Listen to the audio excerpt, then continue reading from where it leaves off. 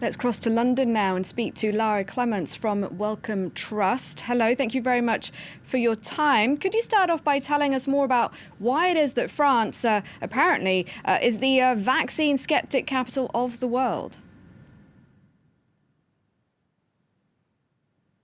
So what we found in France was that 1 in 3 people disagree that vaccines are safe. And I think what our survey shows is that the reasons, there isn't one single cause why people think that vaccines are safe or not safe. There's a range of reasons. So how much people trust government, how much they trust their doctors and their healthcare system, how much they trust scientists all play a role in how much they trust vaccines. How do you explain that, on the whole, people in countries with high levels of education don't seem to trust vaccines as much as people in developing countries?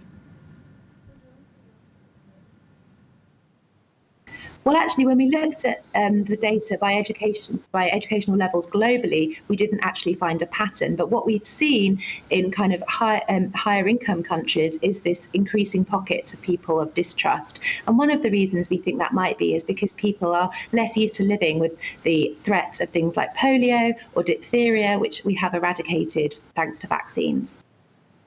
I was going to ask you about that then. So it's because people can't actually see the effects of these diseases that they're not so scared about not getting vaccinated?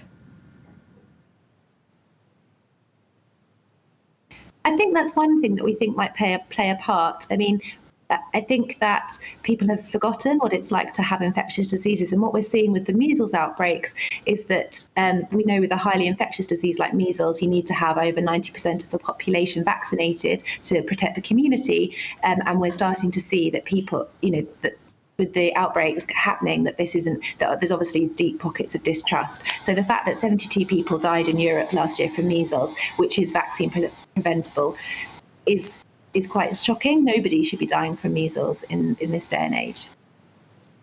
And from what you found with the survey, how do people feel about science generally, and does it depend much on their culture?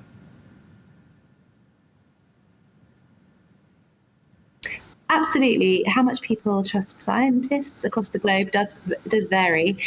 We found some really interesting places, like in Bangladesh, there's really high trust in scientists, and we see that reflected in things like their trust levels in vaccines.